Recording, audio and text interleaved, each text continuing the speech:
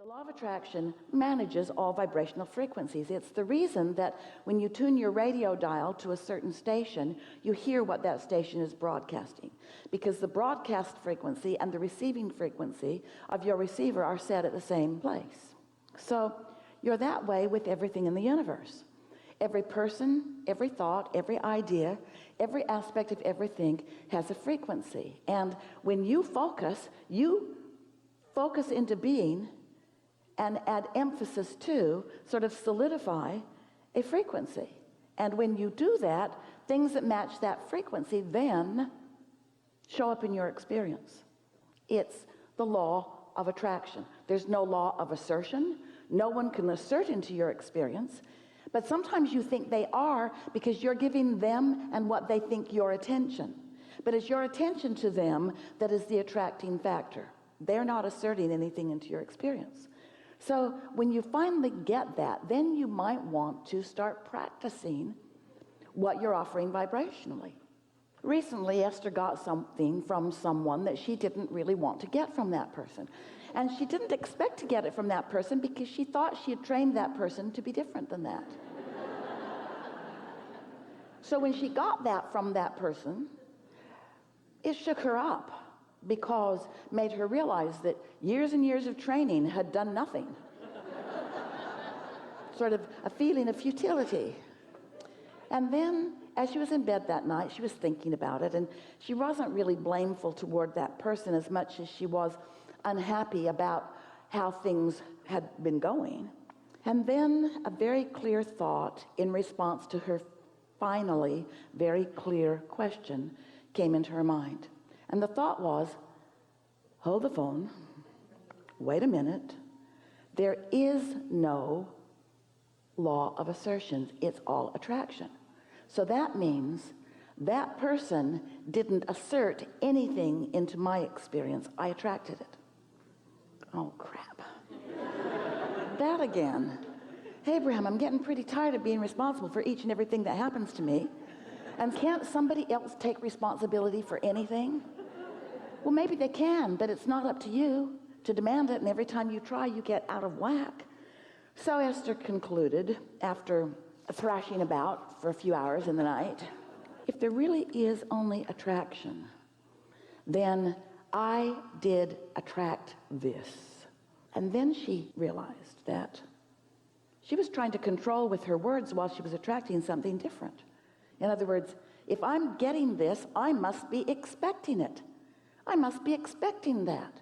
So I'm using words that say things like, I love you, when my vibration is, you're letting me down again.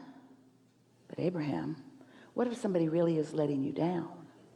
Then you're facing reality, not changing it. But Abraham, when does somebody else get some responsibility in this co-creative dance? Every single minute and every single day, everybody else has responsibility too, just nothing that you can do anything about with your words. Have you noticed how people don't behave? Oh, sometimes you can be strong enough with them, you can offer enough threats that they'll pretend to behave, but they're not really behaving, and the universe will keep showing you their lack of behaving, their lack of response to your words. So finally, you have to own it, that you attracted that even though you didn't want it. So the way you feel is about your own push-pull. My words say I love you. My vibration says you're letting me down. My words say you're doing a really good job. My vibration says, oh, you could do so much better. My words say everything in my world is perfect. My vibration says, what am I going to do with you? You see what we're getting at? If there's anything that's wonky in your vibration, and there is, and it's okay. If there's anything that's wonky in your vibration, this is what we're wanting to say to you. It hasn't got anything to do with anybody else. What's wonky in your vibration is your own push-pull. And at the heart of it is that we love you so much. Bless your hearts. You have come to the belief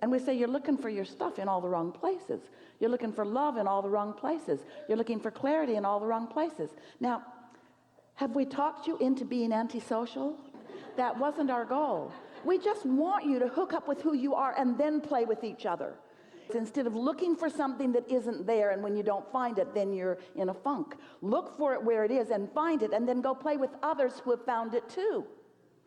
And when you look for connection and find it, you'll find others who have looked for it and found it, and then you'll be like this crowd here today. In other words, that's what this is really about. Oh, you're not all there, and you're not all there every time. Esther's not there all the time either. But we say for sure about Esther, when she's not there, she knows it. And when she's not there, she's not going to blame you for her not being there. And now we're wanting to help her not blame her for not being there either. It's okay to not be there. How can you be somewhere that you don't even know there's a place to be? How do you even know that you want it until you don't have it? Isn't that the process of life? Isn't that what the evolution and expansion of life is? We're just giving you a few quick start tips. The whole point of getting into alignment with who you are through breathing or through meditation is that if you can distract yourself from thoughts that are in your way, then you'll be there. It's like if you hold the cork under the water, you've got resistance on the cork because its natural tendency is to rise in the water. So if you let go of it, it will rise. So if you let go of the thought that's holding you in resistance, your vibration will rise. And that's the whole point of meditation. So there are lots of techniques, but anything that you focus upon that is interesting enough that you'll stop thinking about the things that are holding you down is a good technique. The breathing long in, big breaths in, and then long time out.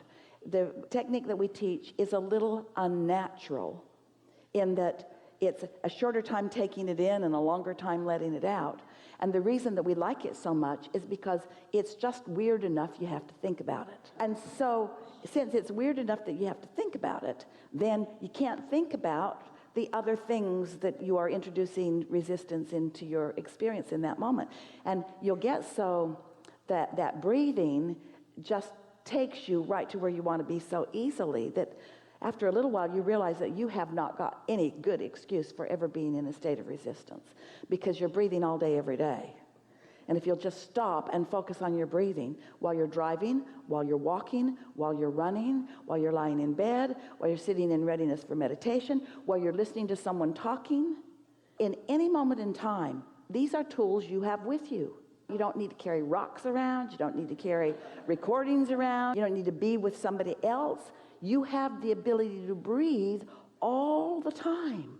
And you have the ability to focus upon your breath all the time. And when you make your conscious attention to your breath your friend, now you've got this steady tool that will lower your blood pressure and improve your recall and improve your flexibility and give you new agility and open your doors to insights and hook you up with inner being and let you trust that the rock is there and give you the physical prowess, the physical coordination to know it's there, to leap for it, and the balance to find it. Everything that you wish for can come to you through nothing more than breathing deliberately.